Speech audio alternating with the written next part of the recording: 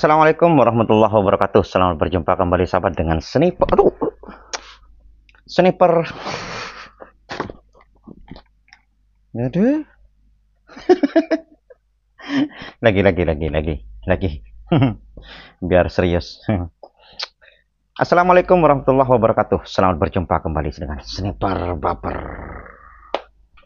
Yang sedang baper mengulik mengulas hal-hal yang berkaitan dengan Mas Yun, dikaitkan dengan fakta-fakta sosial dan sebagainya. Baik, sekarang kemarin saya sempat bercerita bahwa kisah Mas Yun itu hampir mirip dengan kisahnya Joko Tole. Sudah selesai, saya kemudian cerita ya kan, dari awal sampai akhir perjalanan Joko Tole, sampai kemudian mempersunting Putri Ratnadi. Tole. Bisa lihatlah di playlist ya, bagian reaksi di sana ada. Kemudian teman-teman itu sering mengaitkan kisah tentang Mas Yun dan Bunda Fauzana itu kepada kisahnya Damar Wulan dan Putri Kencana Ungu. Kemudian saya penasaran kisahnya itu seperti apa. Kemudian saya baca, ada beberapa ruang informasi yang saya baca, kemudian saya tangkap isinya seperti itu. Jadi bos, seperti yang saya katakan ya, kalau cerita-cerita hikayat atau kisah itu memang dari cerita orang ke orang. Banyak versi-versi yang berbeda kadang-kadang gitu. Jadi mohon maaf kalau umpamanya versinya nggak sama gitu. Saya cuma dapatkan ini di website tertentu tentang cerita ini. Baik, kita akan mulai saja. Walaupun saya bukan tukang cerita ya, Jadi kalau umpamanya bosan ya tinggalkan tidur aja gitu. Baik, dikisahkan bos ya, di Belambangan di Banyuwangi. Ternyata kisahnya juga sama dengan Joko Tole, kasusnya juga di Banyuwangi. Itu ada suatu kadipaten yang kemudian direbut oleh seorang sakti mandraguna yang katanya sih dari Bali, itu direbut Kadipaten Belambangan itu oleh yang namanya Kebo Marcuet. Disebut dengan Kebo Marcuet karena di kepalanya katanya ada tanduknya seperti kebo gitu. Dan ini memang orangnya sakti mandraguna, Kebo Marcuet itu. Setelah Belambangan itu direbut oleh Kebo Marcuet, setelah menguasai Belambangan, kemudian Kebo Marcuet ini masih punya ambisi yang lebih besar, yaitu ingin menyerang kerajaan Majapahit. Dan informasi ini bocor hingga tiba ke kerajaan Majapahit. Di kerajaan Majapahit itu ada seorang putri, namanya adalah Putri Kencana Ungu. Putri Kencana Ungu ini khawatir jika terjadi benar-benar Kebo Marcuet ini menyerang Majapahit. Gitu. Akhirnya Putri Kencana Ungu mengadakan sayembara. Dia mengeluarkan titah raja, siapapun yang mampu mengalahkan Kebo Marcuet, maka orang itu akan diangkat menjadi adipati di Kadipaten Belambangan, sekaligus akan dijadikan sebagai mempelai si putri, yaitu Putri Kencana Ungu. Nah, banyak yang mendaftar pada waktu itu. Dan itu kemudian berusaha untuk mengalahkan Kebo Marcuet. Dan ternyata orang-orang yang mendaftar itu banyak yang nggak mampu untuk mengalahkan si Kebo Marcuet ini. Kemudian ada seorang pemuda yang gagah luar biasa, ganteng rupawan. Ini namanya adalah Jaka Umbaran. Namanya Jaka Umbaran, dan ini katanya dari Pasuruan. Jaka Umbaran ini dari Pasuruan, dan menghadap sang putri menyatakan siap. Jaka Umbaran. Dan ternyata Jaka Umbaran ini merupakan cucu dari Ki Ageng Pamengger. Cucu dari Ageng Pamengger. Siapa Ki Ageng Pamengger? Ki Ageng Pamengger adalah gurunya si Kebo Marcuet. Jadi gurunya Pangeran Kebo Marcuet. Gurunya. Jadi Jaka Umbaran ini cucunya. Sehingga dia mungkin bertanya kepada mbahnya, yaitu Ki Ageng Pamengger, apa sih kelebihan dari si Kebo Marcuet ini? Dan Jaka Umbaran ini, sahabat, memiliki senjata yang luar biasa, yaitu berupa gada besi kuning. Kemudian berangkatlah Jaka Umbaran ini ke Blambangan untuk menantang si Kebo Marcuet. Sudah terjadi perkelahian di sana. Ternyata Jaka Umbaran ini menang. Menang luar biasa dari Kebo Marcuet. Atas kemenangan itu, maka sesuai dengan titah raja ataupun sesuai dengan sayembara, maka Jaka Umbaran ini pun diangkat menjadi adipati di Kadipaten Blambangan. Si Jaka Umbaran. Kemudian dikasih gelar Minak Jinggo. Gelarnya Pangeran Minak Jinggo. Jadi dari sana. Jadi satu hadiah sudah diberikan. Tinggal satu hadiah, yaitu mempersunting Putri Kencana Ungu. Akhirnya si Pangeran Minak Jinggo ini pun berangkat ke Majapahit untuk menagih janji yang kedua, yaitu mempersunting Putri Kencana Ungu. Dan Putri Kencana Ungu ini, sahabat, memang luar biasa cantik. Banyak dijadikan sebagai bahan pergunjingan ataupun harapan bagi pangeran-pangeran yang ada di sana. Dan dalam sejarahnya itu, walaupun ini berbeda ya, kalau diceritakan di Babat Banyuwangi katanya itu memang Jaka Umbaran ini sosoknya ganteng luar biasa. Tapi dalam cerita yang lain, Jaka Umbaran ataupun yang ketika sudah diangkat menjadi adipati, bergelar sebagai Minak Jinggo, ini banyak mukanya rusak dikarenakan hasil pertikaian dengan Kebo Marcuet dan punggungnya bungkuk gitu. Karena cedera saat laga. Dan setibanya di Majapahit ketemu dengan Putri Kencana Ungu, Putri Kencana Ungu terkejut. Kok kayak gini ketika berangkat masih gagah? Kok tibanya kok kayak gini, wajahnya sudah rusak, kemudian bungkuk lagi. Akhirnya Putri Kencana Ungu ini gak mau dijodohkan dengan Pangeran Minak Jinggo. Ya tentu saja Pangeran Minak Jinggo pun murka ketika mendapatkan perlakuan semacam itu. Tidak sesuai dengan perjanjian di awal ketika titah raja diturunkan. Akhirnya pun Minak Jinggo tuh pulang ke Blambangan.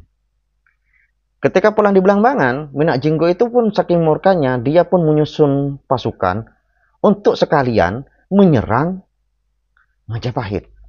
Nah, tentu saja hal ini membuat si putri gusar. Duh, gimana ini? Kalau benar Minak Jinggo ataupun Pangeran Minak Jinggo ini menyerang Majapahit, yang salah saya. Yang salah, karena saya yang menolak. Gimana ini? Sudah kepelang tanggung semacam ini.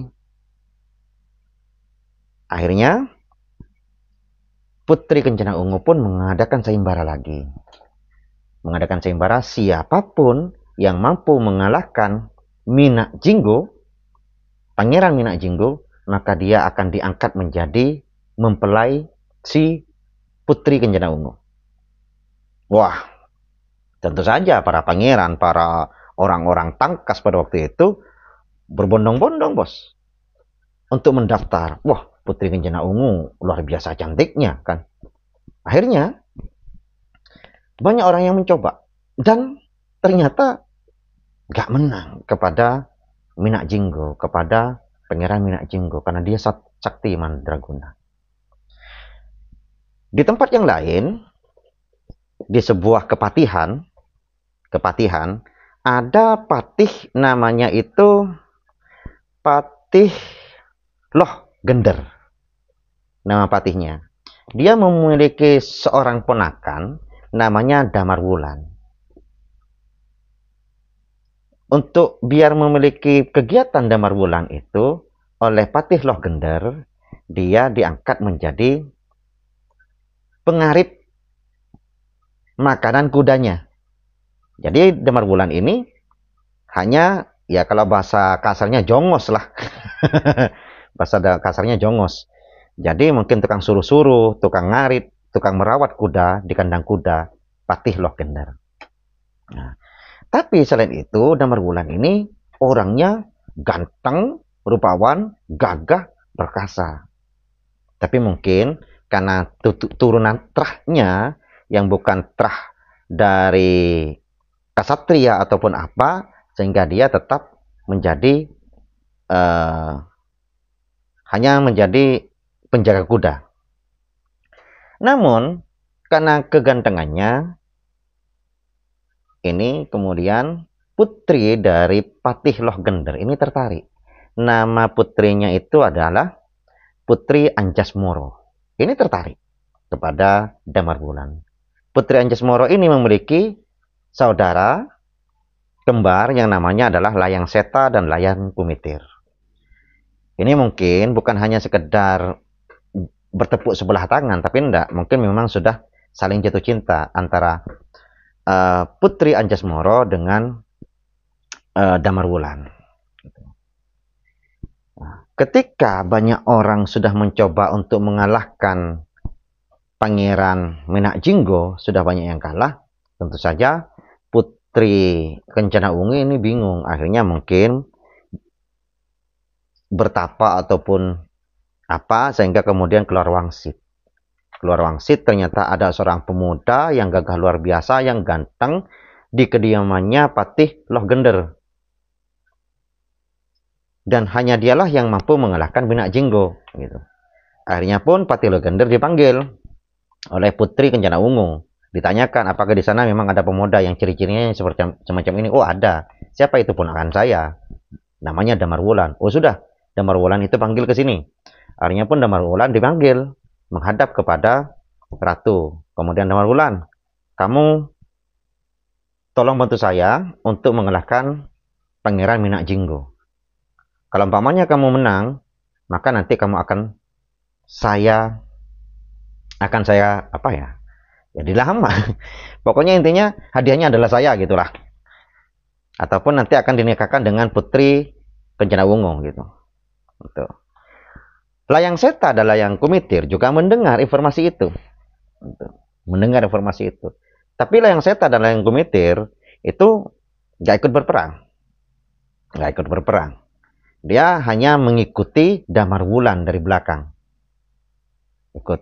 Tapi sebelum Damar Wulan ini berangkat katanya ke Belambangan, Damar Wulan ini masih dinikahkan dulu kepada Putri Anjasmoro.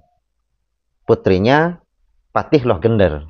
Dinikahkan dulu, karena mungkin ini sudah jatuh cinta atau apa, dinikahkan dulu. Biar tidak terpisah hubungan mereka itu. Setelah itu, Damar Wulan pun berangkat ke Banyuwangi atau tepatnya di Belambangan, melakukan serangan ke sana. Dan Pangeran Menak Jinggo, bos, itu memang sakti luar biasa. Ketika serangan pertama yang dilakukan oleh Damar Wulan, ini nggak kerasa apa-apa. Wah, nggak bisa. Akhirnya Damar Wulan ini kalah dari Pangeran Menak Jinggo. Kalah. Akhirnya dia disekap di dalam satu penjara. Dalam tahanan, bos. Dalam tahanan, Damar Wulan seperti yang telah saya katakan, bos ya. Dia memang ganteng luar biasa, gagah luar biasa. Ternyata ada selir dari Pangeran Menak Jinggo yang tertarik kepada Damar Wulan. Namanya itu adalah Dewi Wasita dan juga Dewi Puyengan. Dia mendekati Damar Wulan di penjara. Wah, Damar Wulan pun tahu bahwa ternyata kedua selir Pangeran Menak Jinggo ini tertarik kepadanya. Nya pun dia mengambil kesempatan.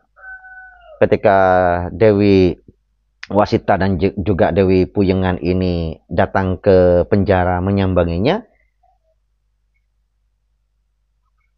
Damar Wulan pun mencari informasi darinya. Sesungguhnya kekuatan Pangeran Menak Jinggo itu di mana?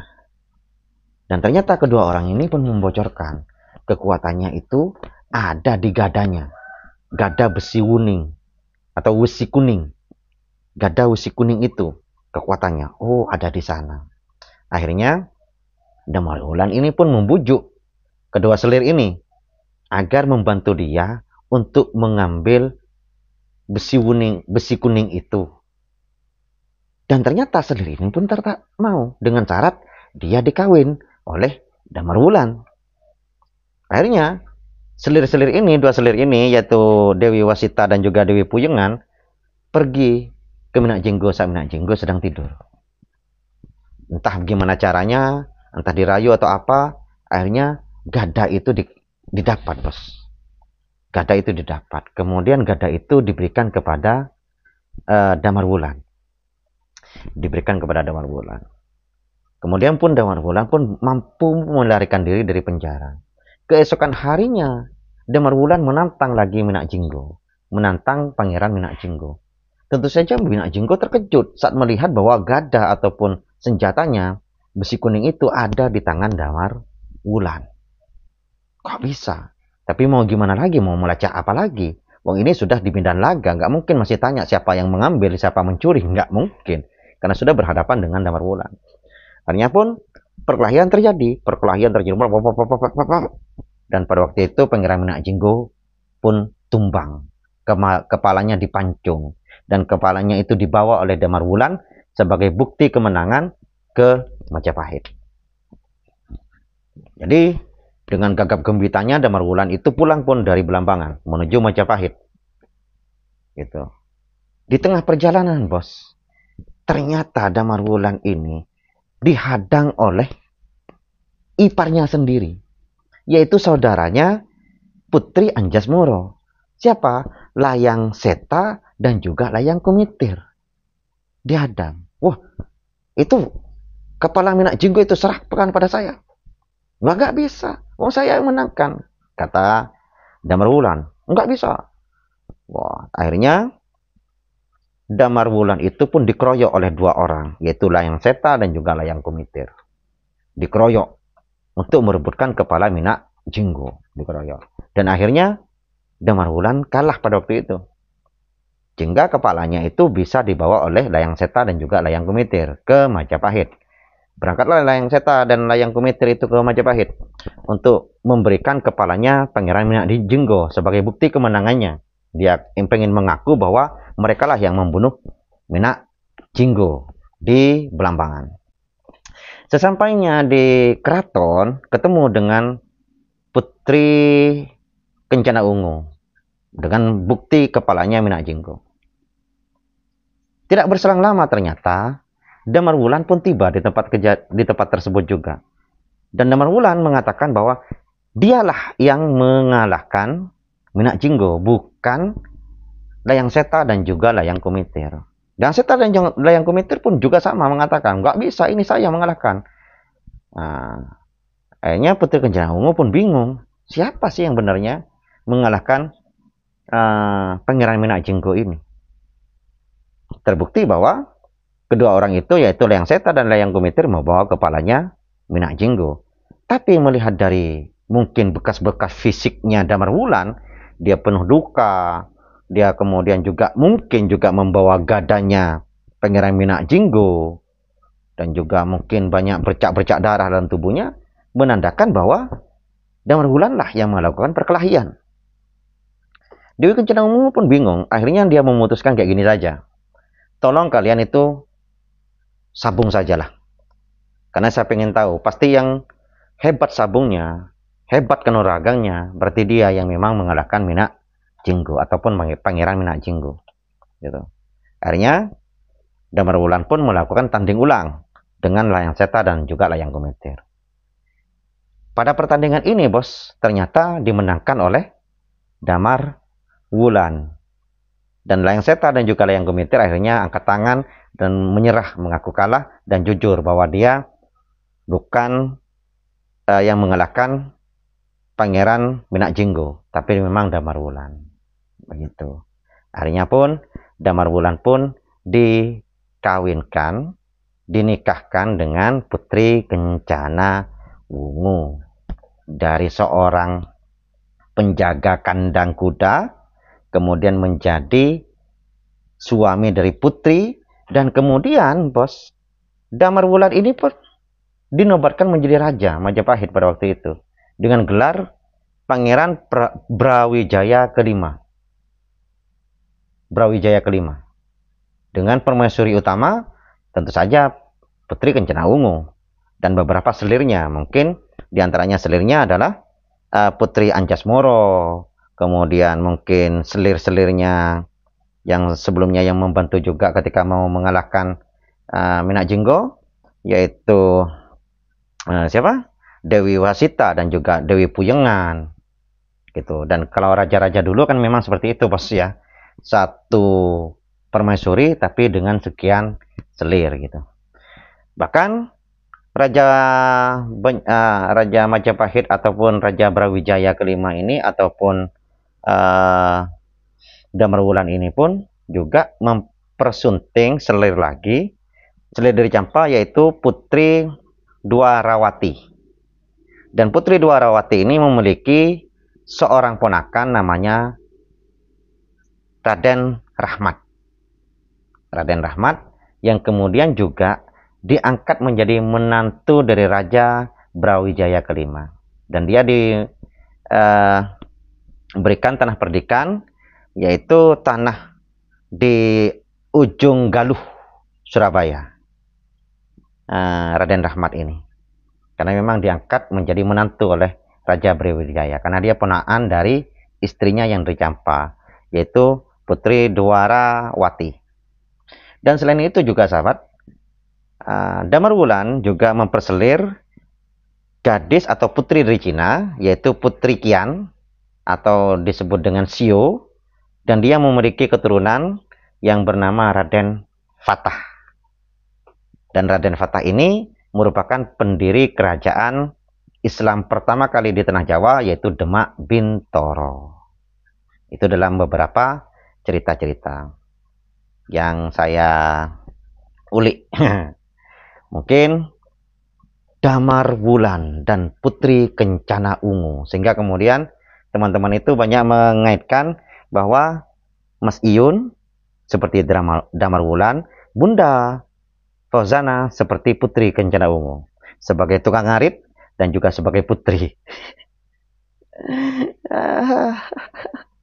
Ya, ceritanya Yunfa sama dengan Damarwulan katanya. Akhirnya saya ulik sejarahnya, dan sejarah tentang Damarwulan seperti itu, bos.